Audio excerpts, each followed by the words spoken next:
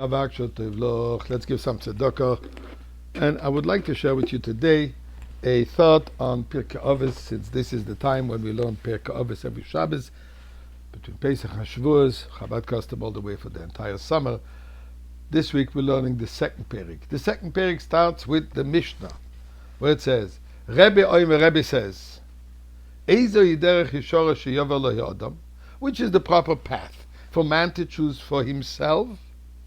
Says the Mishnah, Kol shehi tiferes lo iso v'tiferes lo min ha'adam.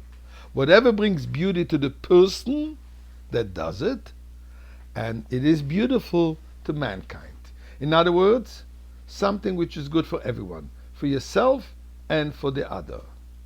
So Rabbi Yehuda Nasi emphasizes the need of a harmonious divine worship, to maintain a balance between doing this which is good for him and it is also beneficial for the other. But interesting over here, he uses the term tiferes, beauty. How does beauty get in here? Shouldn't it be kol shi toiv, which is good for him and for the other? But Rebbe, being the Nasi,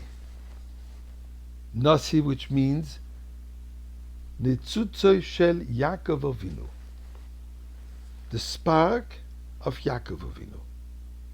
We know in our patriarchs, Avraham Avinu was Chesed, Yitzchak Gevura, kindness and severity, and Yaakov is Tiferes. Tiferes is that fusion of kindness and severity. One who is capable of including two opposite expressions. So Rebbe, who he is the Rosh Bnei Yisrael, the head of the Jewish people,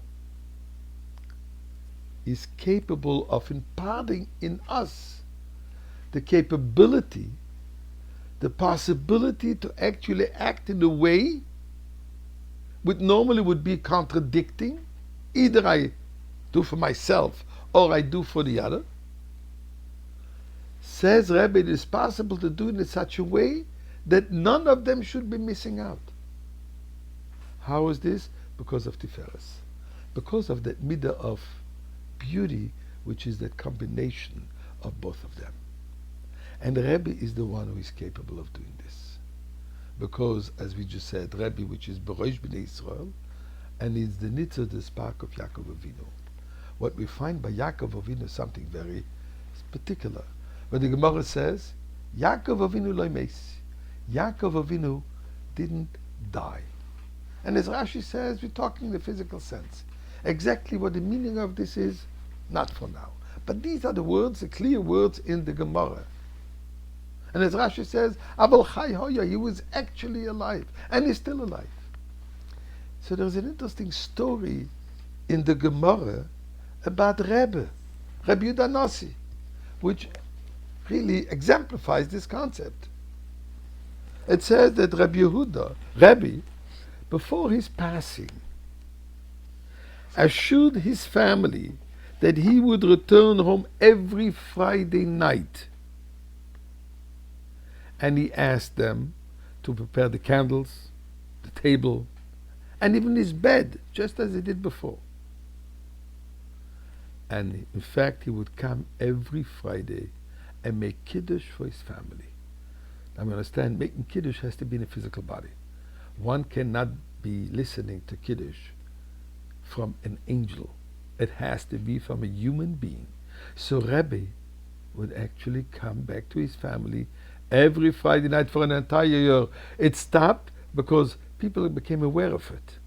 And Rebbe didn't want to embarrass other tzaddikim who couldn't benefit from this kind of exceptional feat. So he stopped coming. And that's what Yaakov Avinu represents, that eternity, and that's what Rebbe represents, the eternity. We know who was Rebbe. So briefly, Rebbe is called Rabbi Yehuda Nasi, also known as Rabbeinu HaKodesh, our holy teacher. He was the son of Rabbi Shimon ben Gamliel, and he was the author of the Mishnah. He served as Nasi, as leader of the Jewish people for many years. What he's most famous for is for compiling the Mishnah. Because what happened, he realized that people were forgetting the oral law. So he brought all the Chachamim, all the sages together to resolve disputes and record all the halachas, all the laws, in a single system. And in fact, he finished compiling the Mishnah in the year 3948, 120 years after the destruction of the second Beis Hamikdash. So the message here is we have to go out and not only care for ourselves, but also care for the other. And in fact, this is what the Rebbe, our Rebbe presently, teaches us. Go out, transform the world, and prepare the world for the coming of Mashiach by caring and loving every single Jew.